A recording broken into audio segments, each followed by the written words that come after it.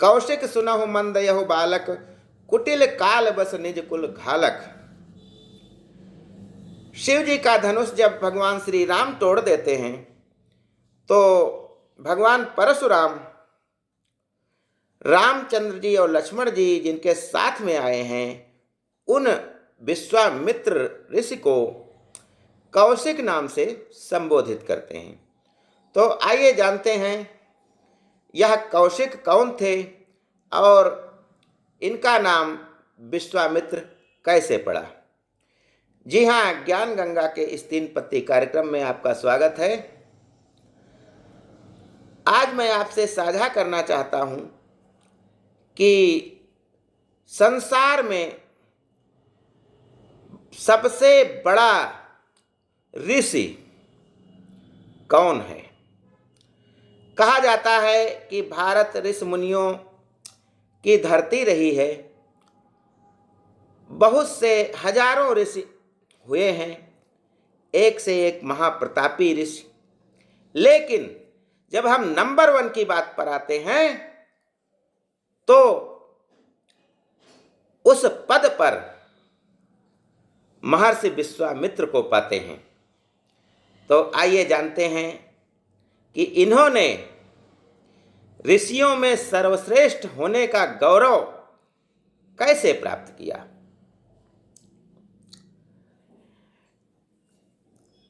विश्वामित्र का पुराना नाम कौशिक था और इनका एक और नाम विश्वरथ था। ये क्षत्रिय कुल में पैदा हुए थे। राजा रहते हुए इन्होंने बहुत से राजाओं को जीत लिया था। एक बार शिकार खेलते हुए ये महर्षि वशिष्ठ के आश्रम में जाते हैं, जहाँ पर वशिष्ठ ऋषि इनकी और इनके साथ आई सेना की बहुत अच्छी तरह से आवाभगत करते हैं। उनको 56 प्रकार के भोजन खिलाते हैं। वशिष्ठ ऋषि के इस चमत्कार से कौशिक जो विश्वरथ या कौशिक राजा थे ये बहुत प्रभावित होते हैं और उसका कारण जानना चाहते हैं कि ऐसा क्या है कि आपने हम सबकी इतनी अच्छे ढंग से सेवा की है। वशिष्ठ ऋषि बताते हैं कि यह नंदिनी गाय की सहायता से हुआ है, जो मेरी गाय है, और यह जो समुद्र मंथन में कामधेनु गाय निकली थी उसी की पुत्री है, जो हमारे आश्रम में रहती है और जो भी इससे हम अभिलाषा करते हैं वह पूर्ण कर देती है। विश्वरथ या कौशिक जो राजा थे उन्होंने सोचा कि यह गाय वशिष्ठ ऋषि के पास क्यों रहे, इसे मैं ले लेता हूँ। उन्होंने मांग लिया, वशिष्ठ ने मना कर दिया। लड़ाई हुई और लड़ाई में विश्वरथ या कौशिक हार गए और इनके 100 पुत्र जो थे वे भी वशिष्ठ ऋषि को मारने के लिए आए, लेकिन उनमें से एक को छोड़कर 99 को वशिष्ठ ऋषि ने भस्म कर दिया। अब कौशिक बहुत परेशान हो गए और सोचने लगे कि हमारा राजा होना और इनका ऋषि होना दोनों में बड़ा ऋषि होता है, क्योंकि हम एक गाय नहीं ले सके ऋषि से तो क्या फायदा है राजा होने से। और वे जंगल में तपस्या करने चले गए।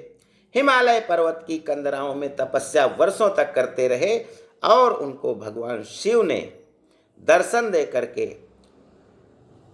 बहुत से अस्त्र शस्त्र प्रदान किए।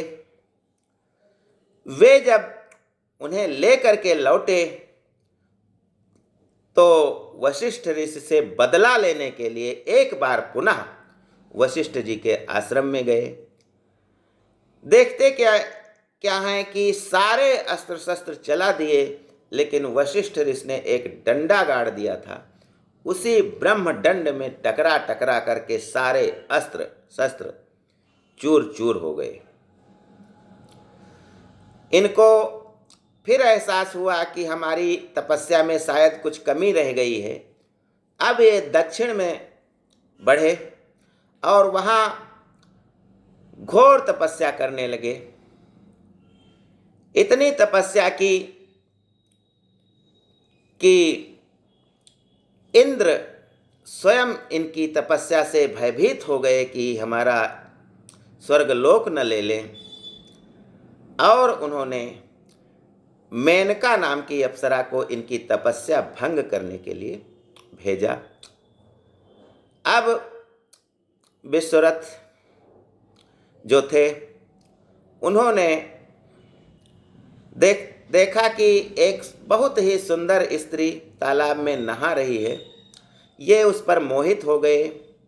दोनों साथ साथ आश्रम में रहने लगे और एक पुत्री का जन्म जब हुआ तो वह अप्सरा पुत्री को इनके पास छोड़ करके स्वर्गलोक चली गई।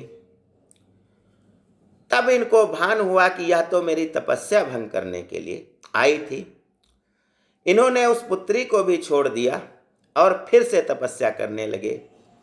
जब पुत्री रोने लगी तो मेनका वापस आई और उस पुत्री को उठा करके कंडो ऋषि के आश्रम में छोड़ आई, जहाँ पर उसका पालन पोषण शकुंतला के रूप में हुआ और वह महाप्रतापी राजा दुष्यंत की पत्नी बनी, जिनके पुत्र भरत के नाम पर हमारे देश का नाम भारत पड़ा। अब कौशिक या विश्वरथ जो थे वो और कठोर तपस्या करने लगे।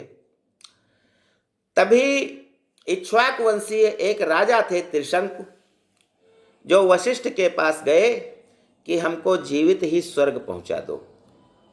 वशिष्ठ ने मना कर दिया। तब वे उनके पुत्रों के पास गए। वशिष्ठ के पुत्रों ने भी मना कर दिया और कहा कि तुम चंडाल हो जाओ। अब वे चांडाल होकर बहुत परेशान हो गए, तो उन्होंने सोचा किसी और ऋषि के पास चलते हैं। विश्वामित्र के पास आए और उनको पूरी घटना बताई। तब विश्वामित्र ने जब कहा कि वशिष्ठ ऋषि के कारण तुम्हारी ये दशा हुई है, तो चलिए, उन्होंने तो मना कर दिया, लेकिन मैं आपको स्वर्ग भेजता हूँ।